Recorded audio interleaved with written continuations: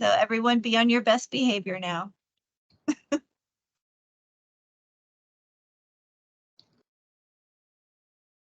So yes, welcome. Please keep your cameras on so that you can see each other. I know that sometimes people want to turn the screen off while you're having a little nibble. That's okay, but please bring your face back up because it does help to get to know one another in a remote setting. And when we're all together again in the fall, you'll actually be able to recognize each other and network just a little bit more effectively.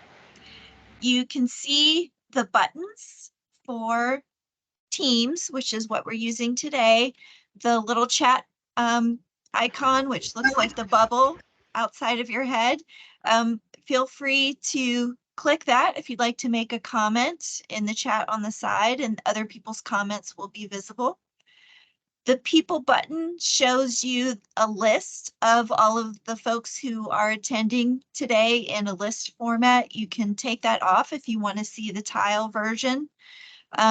Raise your hand, so the little hand button, if you'd like to ask a question, that signals to the speaker and the Virginia Main Street staff that you'd like to have input or ask a question.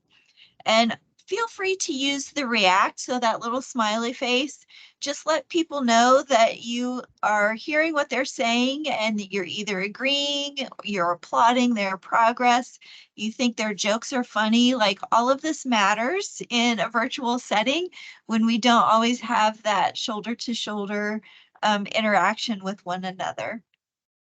The settings button, where the three dots where it says more, if you'd like to blur your background or make other technical adjustments, that's the place to do that. And then the camera on and off. So the way it's illustrated here, the camera is off, but please click that and make your face visible as much as possible during the session. The microphone looks like the old-fashioned radio mic. Same idea, click it so that it's open if you have something to say. Otherwise, have the little slash button through it, turn it off so that you can click on your computer or get a phone call and it doesn't alarm everyone who's participating in the webinar. And then last but not least is the red button all the way to the right-hand side. That's the leave button. We hope that you don't hit that until noon at the very soonest. And for the mobilizing Main Street communities, hold on and stay with us all the way until 1 o'clock. We will have a break at noon, but we'd like to see you right back. So without further ado, Zachary, please advance to the next slide. This is just faces and names of the different representatives for Virginia Main Street. I am the program manager. Blair Bergler is the program admin for Northern Virginia and the Northern Shenandoah Valley. Nicole Childress is the program administrator for Southwest Virginia. Ellie Dudding McFadden is the program administrator for what we're kind of calling the heartland of Virginia, sort of the middle part of the state. Kyle Meyer is our old hand. He's the program administrator for the eastern part of Virginia. And then Zachary Whitlow is the program administrator for Southern Virginia. Virginia Main Street is part of the Department of Housing and Community Development, which is committed to creating safe, affordable, and prosperous communities to live, work, and do business in Virginia. And the Virginia Main Street program is an accredited coordinating program of the National Main Street, Main Street America. I always revert back to the old one, but Main Street America. And right now, our program consists of 27 advancing programs performing at the highest tier, 10 mobilizing programs that are working towards designation, and then 70-ish, it kind of comes and goes throughout the year, of exploring Main Street communities that are pursuing the Main Street approach in their community, even if they're not pursuing designation. This web series, so what we're participating in today, is part of our Switch to 6 training series, where we cover in depth the 6 new criteria for accreditation at the National Main Street Center. And today we're going to be focusing on strategy-driven programming. So the fourth block, we've already covered broad-based community, commitment to revitalization, inclusive leadership and organizational capacity, and diverse funding and sustainable program operations. And in the future, we'll be covering the last two, preservation-based economic development and demonstrated impact and results. So just wanted to keep on your radar. We have in-person training in September. There will be 3 locations. Pick the location that is most convenient to you on the date that is most convenient to you. For advancing communities, this is required training, and for mobilizing communities, it's required. For those of you who are exploring Main Street programs, it's optional, but we always love seeing you there and interacting with a wide variety of communities at different points on the continuum. We do have a community interchange program just for explorers in October. And I wanted to draw everyone's attention to the November webinar. This will be our annual Merit Award ceremony. So it will be virtual. When we designed the training calendar, there still was officially a pandemic, so we weren't sure about doing a big banquet, but I believe in 2024, we will be ready for that kind of experience. Nevertheless, in November, there will be virtual Merit Awards, and keep your eyes and ears open for those categories coming up. So without further ado, strategy number 4, standard number 4, the strategy-driven programming. Next slide, which Kathy LaPlante from Main Street America will tell you all about. And Kathy has been with Main Street America for a very long time. She is one of the most experienced field representatives at the Main Street Center for Main Street America. And I just look forward to hearing from her today. She has forgotten more about Main Street than I have learned, and there's always more that Kathy can share with me every time I talk to her. So thank you for joining us today, Kathy. Oh, you're very welcome. So you can share your presentation. All right. Is everybody seeing my screen now? Yes. Super. Well, hi, everybody. Great to be here. And I know you're almost all the way through the 6 standards. This is number 4 for you today. Let's see, where's my advancer? There it is. I always have to get used to the new systems every time I present.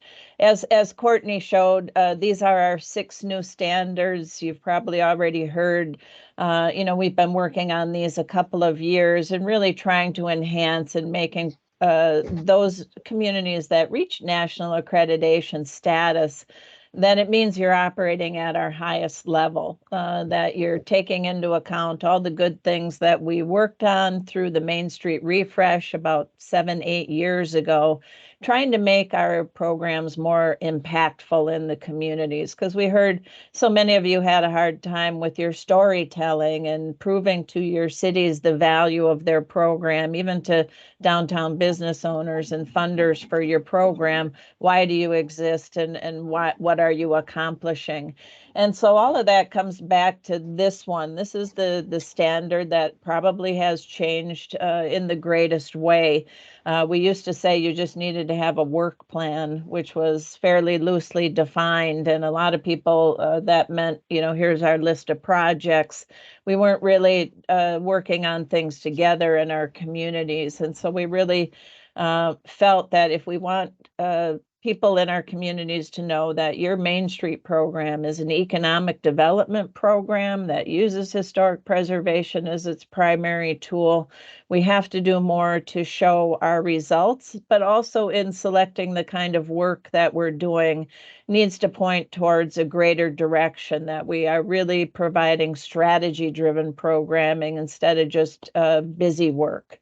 And so we're gonna delve into that. But Main Street is about change. It's one of our guiding principles. You know, your cities all came into the program with something in mind that you probably wanted to change about your downtown. If it was strong, you wanted to make it even stronger, reutilizing all the spaces in your district. And if you were brand new, you probably just wanted to change the perception of the downtown, fill those vacancies, et cetera.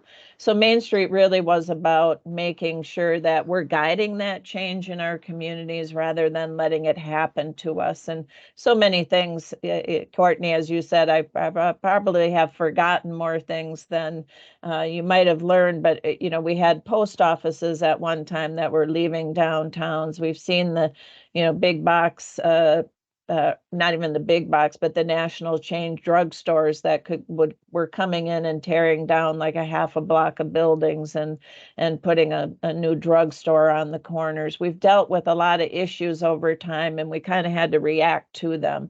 We want to take control of what's happening in our downtown. So having strategy-driven programming is really important. It's important that your 4 committees work together as well, and that we get the community to buy in so that we're not just the same 10 people in every community that are doing all the work. So we have to spend time working on that community component in developing the strategy for our downtown. And I'll share some one example for sure that I pulled up for you. So Standard 4 really promotes the value of Main Street being very comprehensive in our communities, that we actually, in the past, we used to say you had to have a vision statement. And a lot of times that vision statement just said, we want to be a great place to live, work, and play. Absolutely, we want to do that. But we need to better define that. What does that mean? Are we going to be a nightlife and entertainment district? Are we going to be a retail district? Will we focus on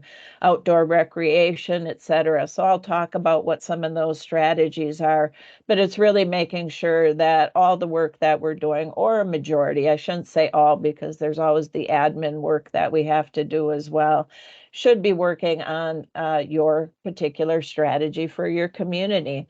So there are key focus areas for this strategy, and that is planning guided by the community participation, but also by what drives your economy now. What are your strengths? So as many of you are going to be getting transformation strategy visits, and some of you have had them, it really is demonstrating and finding out what the great inputs you have are. What are all the inputs we're going to take in to decide what our strategy is for downtown? So it's defining that direction. And some people, instead of using the word transformation strategies, use the word economic strategy. Some of our downtowns don't need to be transformed, but it's our organization actually that's transforming in a different way of addressing how we do our work downtown. So we want to talk about our strategy or our vision for downtown. And then the key component, as I mentioned, is aligning it with the work plan and your action plans. Is the work going across the 4 points? Is everybody participating? Are we leveraging the best we can to get the most bang for our buck and investment of your time and your volunteers' time in Main Street? So I'm going to talk first about focus area number 1, which is planning guided by inclusive community and market-informed inputs. This is one of the transformation strategy meetings I led in Bandon, Oregon, and I'm going to use them as an example today to sort of show what they did in the process they went through, and you're going to go through in figuring out what your transformation strategies should be. But we have to have that community input, and you have to think about all the ways in which you communicate and you talk with your community, and how are they informed? How do they learn about the opportunity to become engaged with you, not only as volunteers, but as financial supporters and givers? So when we can get this many people in a room to talk about the vision and the strategy for downtown, that's a win-win because now they're going to start signing up to work on the different projects. So this is the little sort of graphic that we use when we talk about establishing our community transformation. It lives in the middle of all the 4 committees. There's work that the board does as well, but whatever your strategy is for downtown, we should be seeing work that is done by all 4 of the committees. It starts with the community vision. And for many of you who are doing the transformation strategy visits, you know that a community survey it goes out beforehand and really asks people some questions where they feel like their opinion is going to count. And then it's moving on to that market understanding. There's a lot of data out there about your markets, right? So sales gap, leakage, even just your census data, your demographic data about the community, having your business inventories and building inventories, et cetera.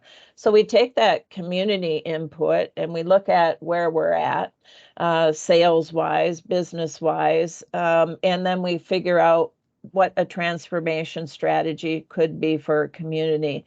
And for most communities, they choose a primary strategy. And you might have a couple sub-strategies after that, and I'll get more into that as well. And once you've developed that strategy, then when your committees go to develop their work plans, they need to do work. And again, not the entire work plan is based on that strategy, but they need to show where they're working with the other committees in that work plan. And a big piece that also we added and are emphasizing over the last 5 to 7 years is we have to have measurable outcomes.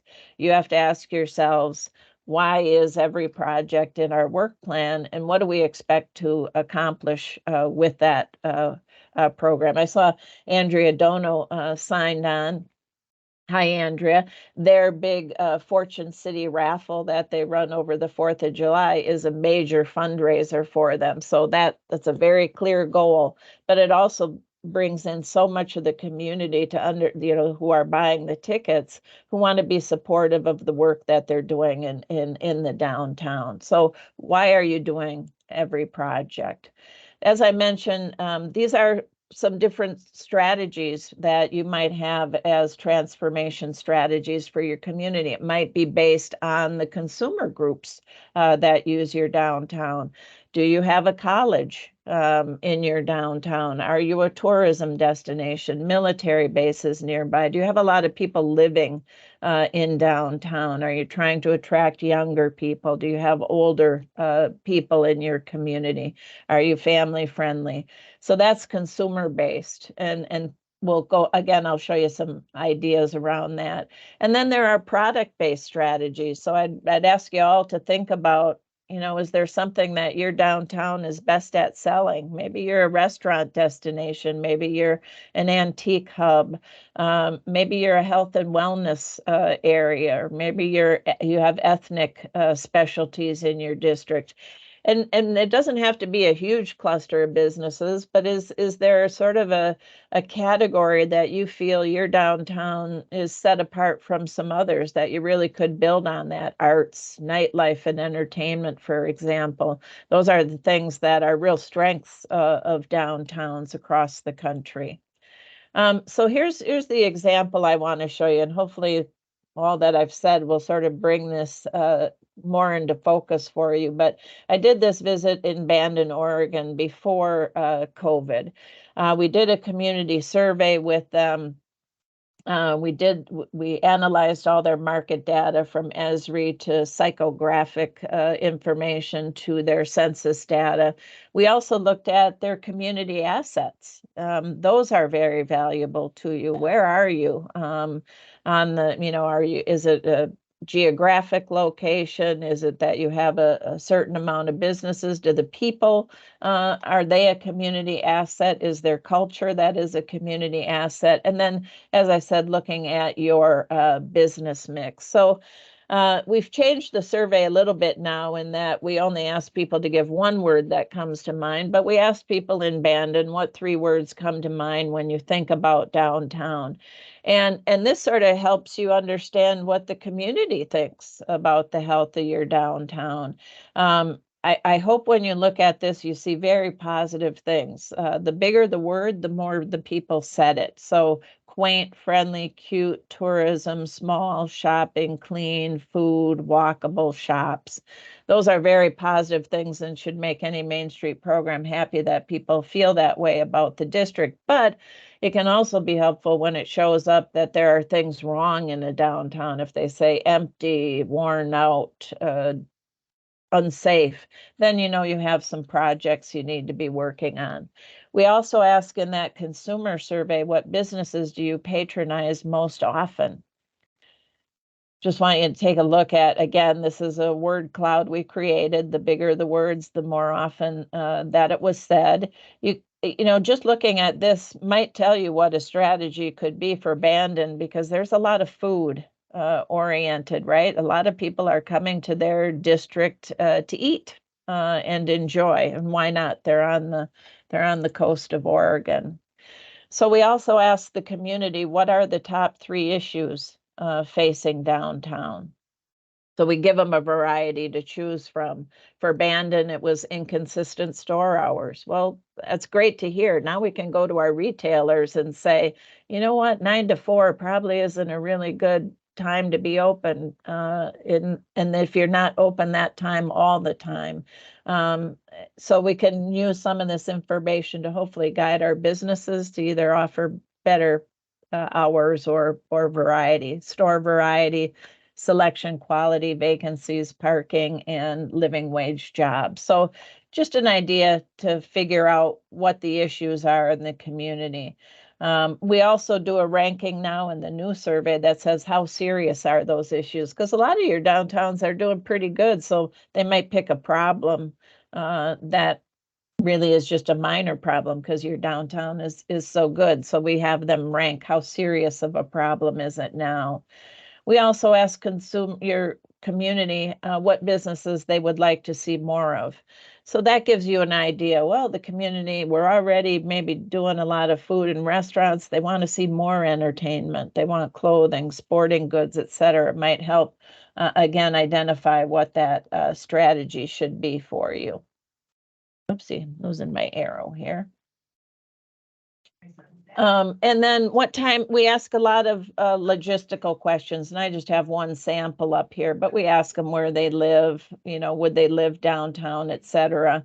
But we do ask them what time of the day do they shop most often, and 1 to 5, that's a great answer. So maybe and then the other is after 5 p.m. So maybe we can get our businesses to open later and then stay open later, right?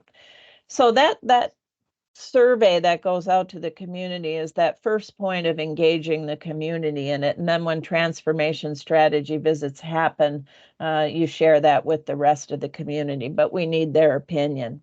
So back to the sort of the market understanding part of it. We don't want you to choose projects just randomly.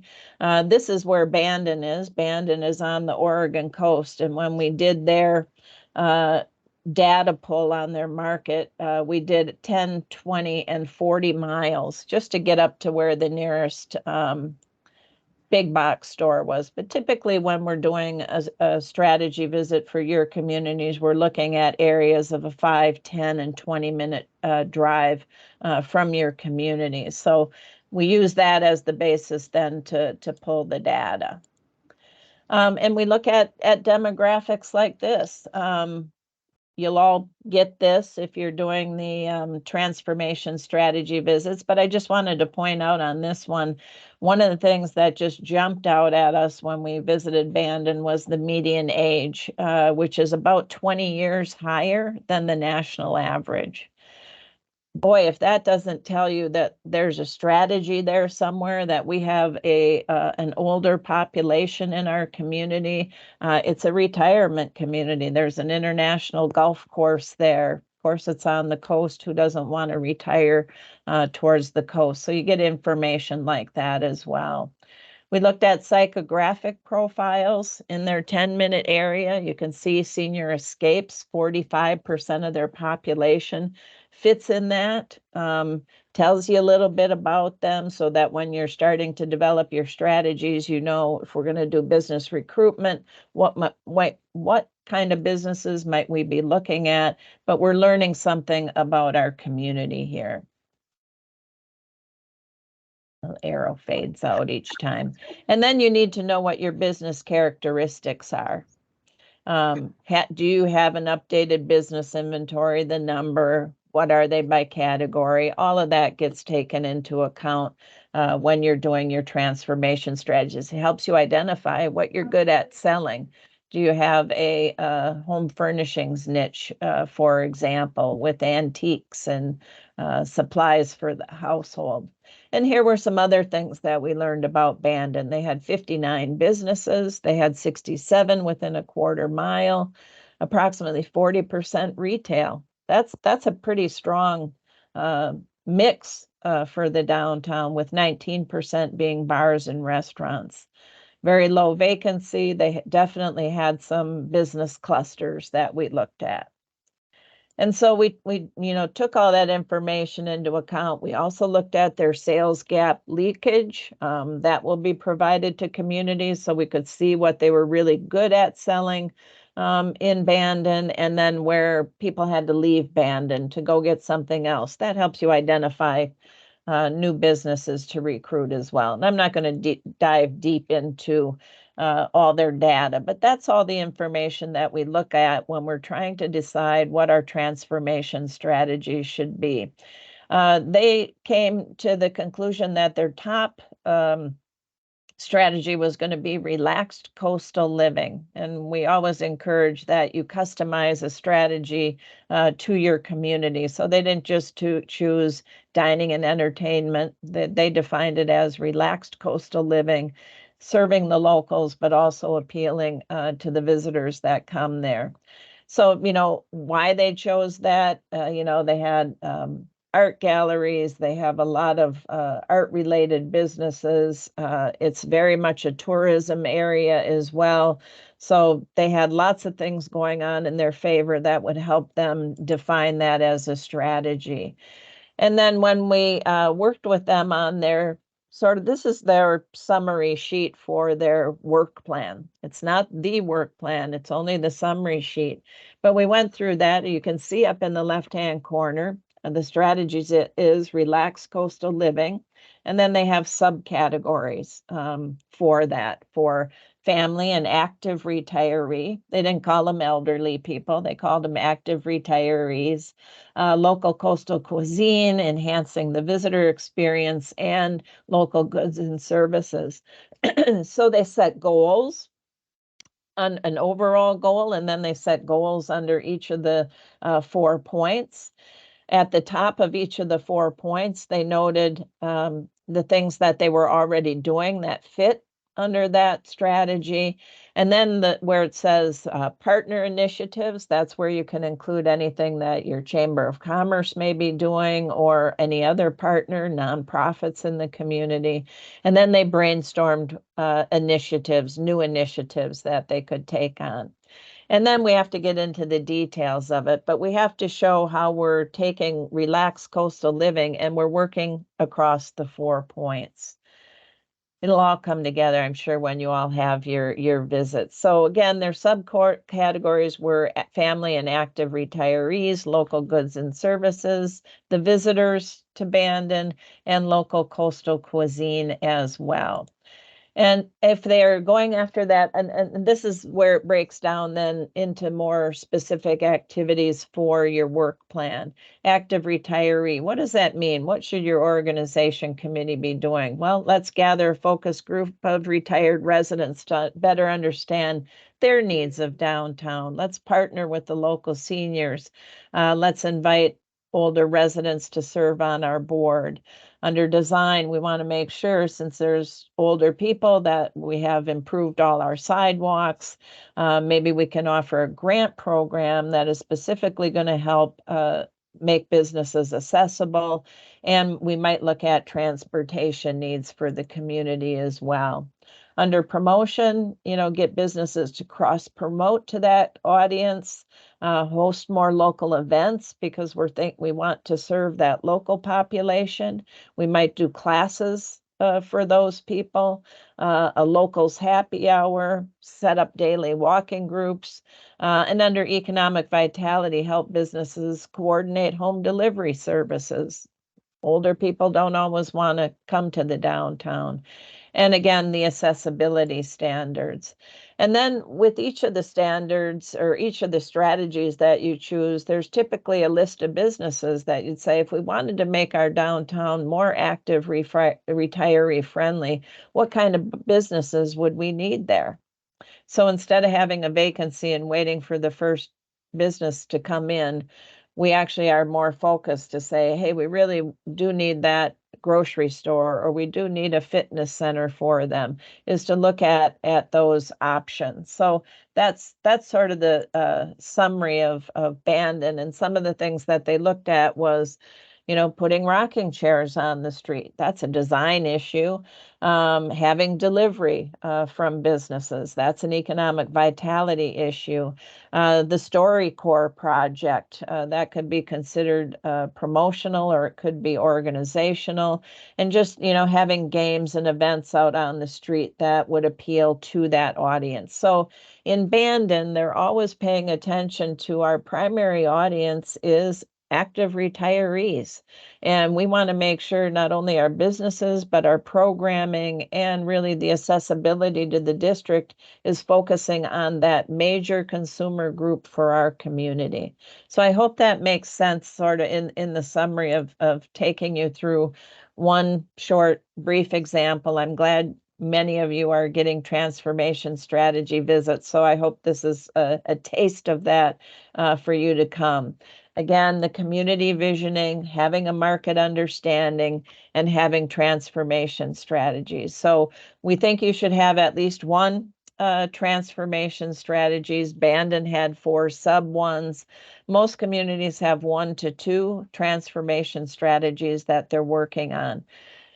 Through this, we go through the work plan across the 4 points, and then we talk about, well, what are our outcomes? What are our expectations? And I think that's one of the things under this standard that most communities will be challenged to make sure that you're addressing. We want to know what you're expecting the outcome of a particular project will be. And then the text on the right, I'll get into in a minute, are the details that go into the work plan for your each of your projects. So I have a question for everybody, and I want you to get ready to answer it in the chat box. And maybe the Virginia Main Street folks can sort of look at it and tally it up for me, or tell me what the biggest responses are here. But how would you rate your program right now on having an overall economic strategy for your downtown? Are you all working together towards a common goal? And I gave you a scale of 1 to 5. 1 says we don't have one, but we'd sure like to. Choose 2 if you think we might not have it defined yet. All the committees are busy, but they're working in silos and not working towards a common strategy. Number 3 is we have a strategy, but our committees need to work more together, and we need to get the community more engaged. Number 4, we have a strategy, and committees do work together on that strategy and vision. And number 5, give yourself a 5 if you think you're a rock star, that your strategy is well known in the community, committees work together, and that you're tracking your progress. So I'm going to give you all a chance to answer your survey questions from 1 to 5. And Courtney, when I have my presentation screen going, I'm not seeing the chat box. So can you tell me if people are Yes, responding and they are responding. Yes. what And seems I'm to be adding the it up on my calculator. Okay, super, super. Just visually, is it looking like we're in the We're in the 2 to 3 range. 2 to 3 range? Mhm. That's expected. And like I said, I think this is going to be the standard that most communities have to really step up their game on because Many have just used a one-page list of projects to say, here's our work plan, and our committees have gotten used to working in silos. And instead of sort of assessing the programming that we're doing every year, we go, well, we did that car show last year, so we'll do the car show again this year. Instead of saying, if we really want to be an arts and culture district, does the car show make the most sense for us? Or can we hand off the car show to someone else in the community? Do you have a tally yet there, Courtney? Still working on it. Okay. They're still coming in. Oh, that's good. Do we have any ones? Has anybody? We did have a couple Yeah. of ones. And I would suspect one is very common, especially for new communities into the program. You're just getting organized, doing your fundraising, forming your committees, doing those low-hanging fruit projects like plantings, murals, things like that. And then as communities age, they get a little bit more savvy. Has anybody said they have a 5? No, no. We had No a couple of 4s though. Oh, excellent. Love that. We did a little bit of this work a few years ago in Virginia. I remember being in Blackstone and talking about their they kind of had a home, not, I wouldn't say a home furnishings niche, but a home niche because of the hardware store, antique stores, furniture stores, etc. And I've worked with a number of communities that have that as their strategy and try to strive to be the home improvement location within a county or a region. So our average is 2.7. 2.7. Yeah, so that tells me you're all going to do a little work on this, and glad that Virginia's investing in providing those transformation strategy visits for everyone.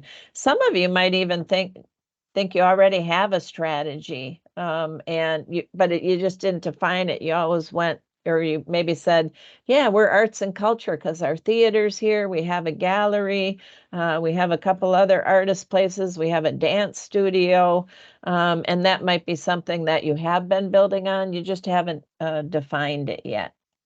All right, let's, where's my arrow go? Okay, here we go.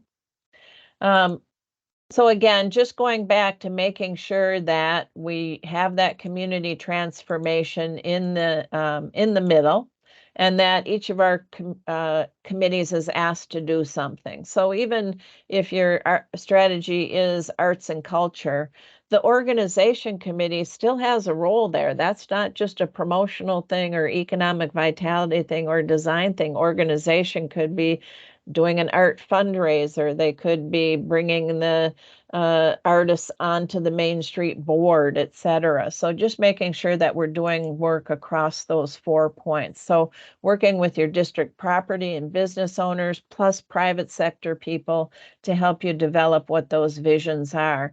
And once you do the inclusive work of surveying people in the community, that's when we get that better community buy-in, when we might get more volunteers for our program as well.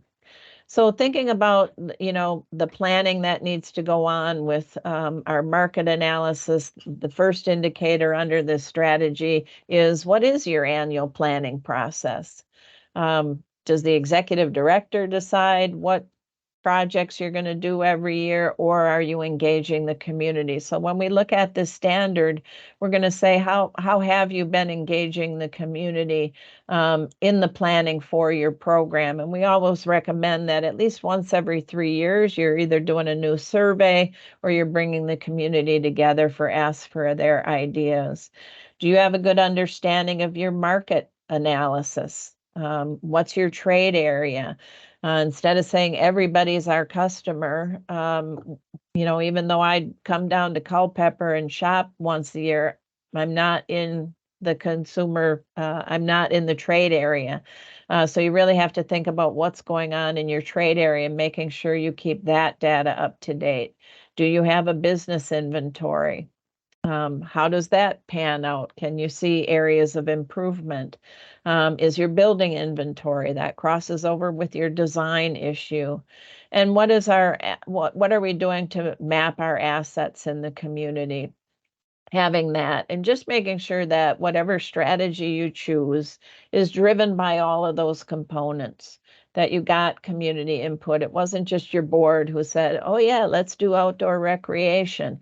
It has to be based on the data and what your community wants. So, and also might be driven by national trends that are going on as well. So here are questions that you just ask yourself when we're looking at this standard. Have you mapped your assets, including your business mix? Have you reached out to the community for input? Is your building inventory up to date? And do you have transformation or economic strategies? So those are all questions you can ask your board of directors. Focus area number 2 is really defining the direction through the transformation strategy, identification and development, and showcasing that. So it's not a secret. You know, if you're working on arts and culture, everybody should know about it. The chamber, your other economic development partners, the city, your property and business owners, so that we can all work hand in hand towards that. So, you know, are you using really a set of defined strategies to put everything together, using that comprehensive set, adopting the transformation strategies? Then that becomes part of your board training and your committee training to say, we really want to be the #1 healthcare destination downtown, whatever you decide that that's going to be. And how are you partnering with other organizations? So if you get real buy-in, the chamber is going to help. Your local hospitals might help, other industry in the community. And you want to just make sure that your transformation strategies have measurable outcomes. And I'll show you how we capture that as well. So here's a whole set of questions for you. You know, are those benchmarks there? How is your organization using strategies? So when we do accreditation visits, these are the questions that will be asked. Is your transformation strategy relevant to the work of the organization? Is your budget show that, you know, that's what we're working on? And has your board officially adopted the transformation strategy? This is just another worksheet, and I sent a copy to Courtney, so she's going to send you a sample, if you haven't posted it already, a sample form like this where you can track, well, here are the activities that we're currently doing, and have a brainstorming sheet. So you can decide what your transformation strategies are and develop that worksheet and brainstorm about potential activities. And if our team's coming in to do that work with you, they'll help you develop those. This is a basic form that we have shared with communities before. You can do your work plan on any form that you want. If you're doing it online with Google Docs, or even if you're just using Excel spreadsheets, or you want to use Slack or some kind of program where you're sharing with your program and communities. But I wanted to run through each of the lines there. And you can see at the top, it says, here's our economic strategy. This is the project, the specific project related to it, our anticipated measurements of success. How will we, when we're done with the project, know that it was successful? Was it a fundraiser? Was it intended to build our social media presence? Was it to expand our partner organizations? Was it to attract new businesses to the district? Explain what the outcome is, so that when you've completed the project, you're going to be able to go back and say, yes, we hit all those goals. And then we have the project team members, and then we have the list of tasks. This is what most communities are missing, is the detail.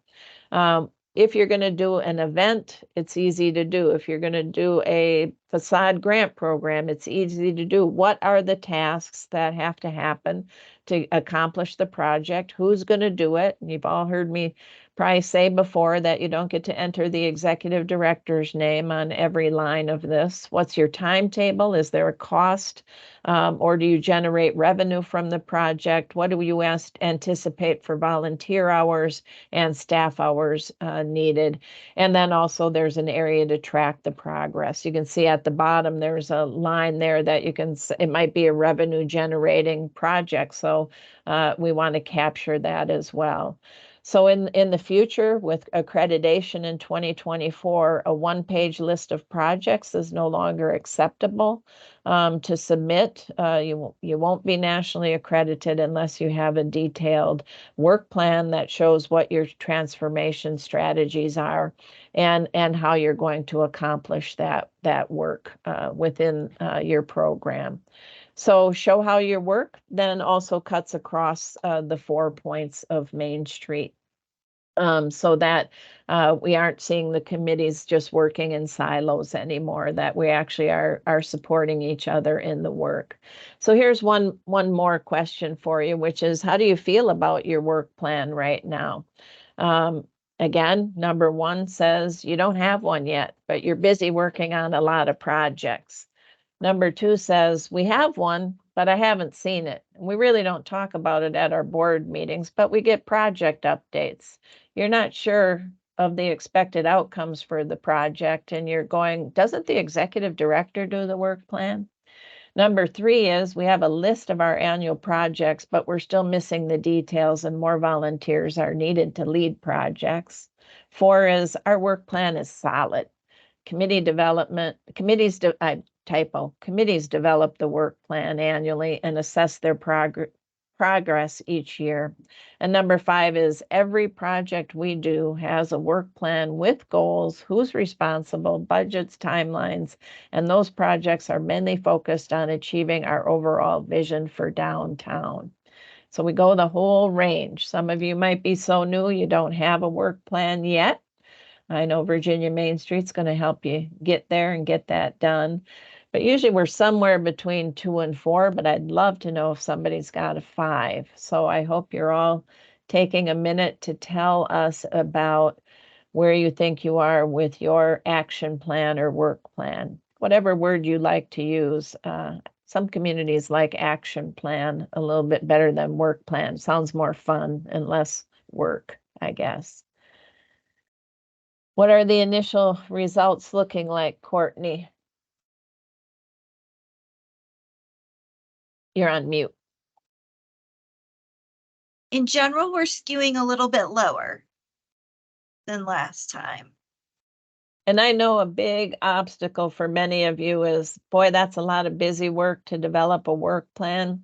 But when you have a good work plan, it's going to help you do fundraising. It's going to help you identify in those time slots just how many volunteers you need and allow you to be able to go out and ask someone, hey, could you volunteer on Saturday afternoon to do an intercept survey on the corner of Bridge and Main Street from 1 to 3 and ask anybody who walks by these 3 questions? Well, now I know it's a time limited thing, and I'm happy to give you my hours to go stand on the corner for 3 hours to do that. So we're breaking those work plans down so all the work doesn't fall on the executive director or the board of directors.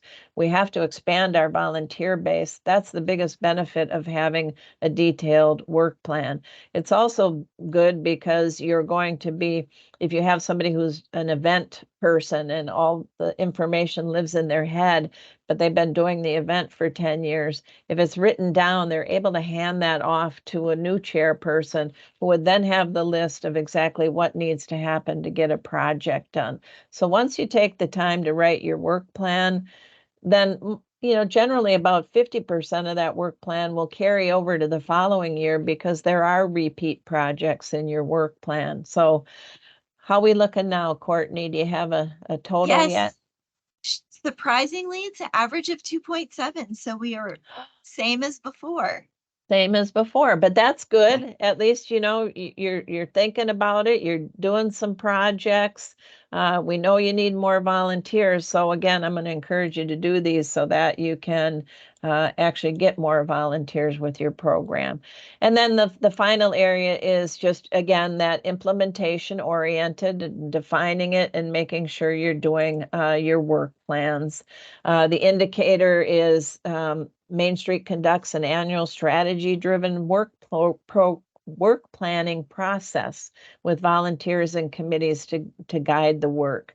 So, do you have your priorities there? Do we have the projects with our transformation strategy? That when you do have a strategy, you see that each of the committees is playing a role in that strategy. So rather than say to the promotion committee, bring us your work plan, the board should be telling should be telling all the committees, our strategy is X, Y, or Z. Arts and culture. Now each of you has to present some work in your work plan that supports that strategy for our downtown. So having those in there, and as I said, having a well-written work plan is going to help you with fundraising and really the overall support for your program and telling the story. When we did the Main Street refresh about 7 years ago, we found many programs were very heavy promotion oriented, like 68% of all projects being done were promotion oriented. And it's not that promotions are bad, but we were doing a bad job of saying what the result of those promotions were. So, if you did a survey of businesses and sales increased 20%, or if you didn't do a survey of the businesses, you should, because how do you determine if your sidewalk sales or your ladies' night out is a success if we don't have data to support that? Did we get more sponsors? Did we sell more tickets? Did we have more attendees? Did businesses report sales increases? Did restaurants do better that night? Did businesses report bounce back customers a week, 2 weeks after that event? We have to gather that data and then share that as part of our annual reporting to our funders, to our partners, but to the community as well, to say, we're doing this event for this reason. It's going to raise a lot of money. We're going to invest it back into our downtown. But all of those things are made more possible by having that overarching strategy so that we don't have committees doing random work, but that if we really want to be that arts and culture community, why are we doing a car show? Although I have seen arts and culture communities do car shows, they just bring in a big car for kids to paint on. So you can tie things together. Through this process, you might also find how you might tweak some of your projects to actually fit your strategies better. So, defining and managing your annual work plan. What is your process? It's okay to have your committees do the work plan annually, but as again, every 3 years or so, you want to get community feedback on what that should be. What's the success going to be? How are your work plans aligned with the transformation strategies? And how is your organization's fund development developing around those strategies as well? Lots of different grants and lots of categories as well on that. So again, the focus areas for this strategy is that guided, inclusive community information and market understanding. You have to know what your community also wants for downtown, but also what market realities are. Defining that direction by choosing transformation strategies. And I know all that work is going on in Virginia now. And then once you've chosen those strategies, making sure it is apparent through your work in your work plan, and that your work plans get more detailed than they've been before. That is the end. I told you wanted me to finish by noon. I made it up to 11:55. I'm going to stop sharing, I think, if I can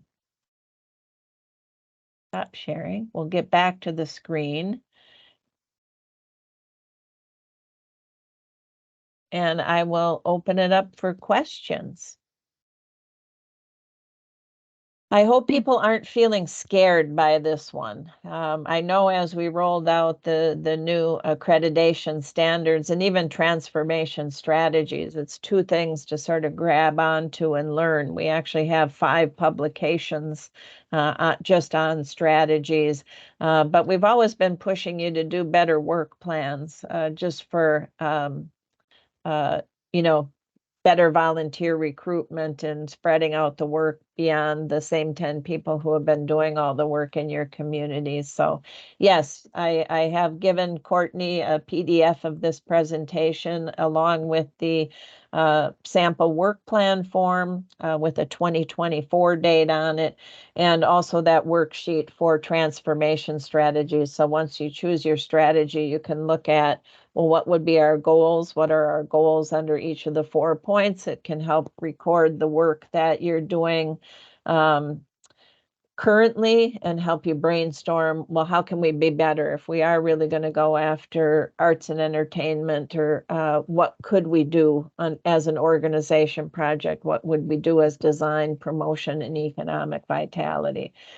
New communities who come into this process go, why? Well, it should have always been this way. But apparently in the past, we were, I guess, okay with communities working in silos, but we don't want committees working in silos anymore. We should all be aiming towards the same vision for your downtown. Anybody want to take themselves off a mute and ask a question in person? You have 1 minute. Oh, Maggie. Hi, Maggie Longest in Ashland, town of 7,000. Many of us through Virginia are moving away from the 4-committee structure and asking volunteers to be more project-based. So they have, let's say, heavy involvement in one season of the year, for instance, rather than expecting people to come to a meeting every month. So how is Main Street America going to accept work plans that are more, we can write you work? So, I mean, can work plans be in the format of, do they have to be in the 4-committee format? No, they do not. And actually, when we did the Main Street refresh, and I should have mentioned that early on, I say committees because even though we did the refresh a few years ago, and we actually said you don't have to have the 4 committees. You know, in the case of like Bandon, they could have just had a committee that is called retiree friendly. And they might have brought expertise of organization, design, EV, and promotion to that committee. We just want to see that you're addressing the 4 points, but you can organize. We want to be flexible. The Main Street, if anything, is a flexible program, and we want it to work for your community. And we understand the committee structure doesn't work for everybody anymore. People don't want that heavy of a time commitment, but they are more apt to work on projects. And so, yes, you can actually do it by project. You can do it by transformation strategy, but just show how that work is comprehensive. So that's just going to be, so if you have a project like, you know, maybe you're rehabbing the railroad station or something like that, you could say, well, here's our goal for it, and here's how we're going to fundraise for it. Here's how we're going to do, we'll deal with design issues. We'll look at reuse. So that's economic vitality, but we might also look like what's around the depot. So we just want to see that you're still doing work across the 4 points. You do not have to have the 4 committees, but we have found that most communities have kept the committees. So absolutely, you can organize by project.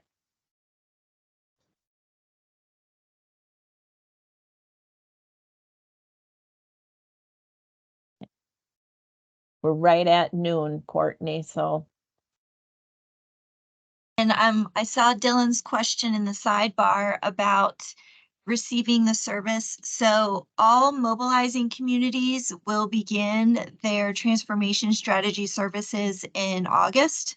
And we'll talk about the homework for that after we reconvene in about 10 or 15 minutes. For exploring communities, if this is something that you're interested in, please talk to me and we'll see how we can connect you with Main Street America to get that done. Probably that would be a direct relationship without working through Virginia Main Street. And then there are a handful of advancing programs that we know need a refresh to their transformation strategies because they either haven't done it or they haven't done it since the pandemic. And as we all know, the economy has changed so significantly since the pandemic that if you have a market analysis that predates 2021, you probably need to get a new one. So with that, I'll Zachary, just add too, Courtney, Okay. that just like doing a strategic plan, transformation strategies change over 3 to 5 years. So you always need to go back and look at that market data. So yes, those communities that had it, earlier, market data has changed. So we need to look at it again and see if different opportunities have come up. Thank you. And so Zachary, if you don't mind advancing to the next slide, so we can just say to Kathy and to all the participants, thank you for being here. And then the next slide after that. Again, some summary information about who the staff are. And then the next slide, please. There you go. So mobilizing Main Street, please stay on the call. We'll take a 5-minute break and I'll see you back here at about 12:10. All right, we'll see y'all shortly. And Maggie wants to know when the Rev Up registration will be available. Very soon, Maggie. So Kyle is on his summer vacation. When he gets back, we'll get that up and rolling.